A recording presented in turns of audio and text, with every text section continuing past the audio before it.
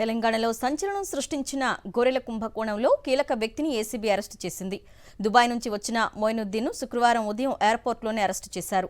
గొర్రెల పంపిణీలో దళారీగా పనిచేసిన మొయినుద్దీన్ను కేసు నమోదు కాగానే దుబాయ్ పారిపోయాడు.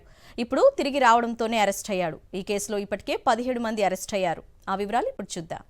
తెలంగాణలో గత ప్రభుత్వం ప్రారంభించిన గొర్రెల పంపిణీ స్కీమ్ను స్కామ్గా మార్చి మొయినుద్దీన్ ఎట్టకేలకు అరెస్ట్ అయ్యాడు.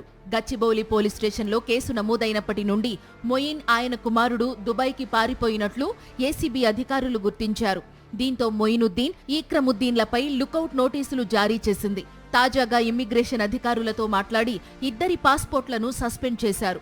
లోలోన ది లైవ్ స్టాక్ కంపెనీ పేరిట గొర్రెలు పంపిణీ చేస్తామని చెబుతూ గొర్రెల మేకల పెంపకందారుల అభివృద్ధి సమాఖ్య మాజీ ఎండీ రామచందర్తో చేతులు కలిపి గత ప్రభుత్వంలో కొందరు నేతల సహకారంతో పెద్ద ఎత్తున లూటీ చేసినట్లుగా గుర్తించారు. గొర్రెల పంపిణీ స్కీమ్ కు సంబంధించి కీలక సమాచారం జిల్లాల వారీగా ఏసీబీ సేకరించింది.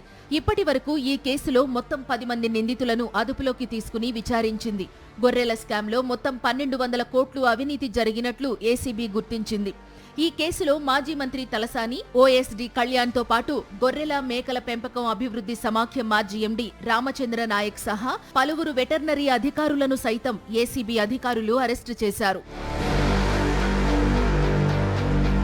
గొర్రెల స్కామ్పై కేసు నమోదయ్యాక కీలక నేతలైన మొయినుద్దీన్, ఈక్రముద్దీన్లు తొలిసారి ఏసీబీకి చిక్కారు. కోకాపేటలోని ఆయన అపార్ట్మెంట్లో ఏసీబీ శుక్రవారం ఉదయం సోదాలు నిర్వహించి కొన్ని డాక్యుమెంట్స్ స్వాధీనం చేసుకుంది.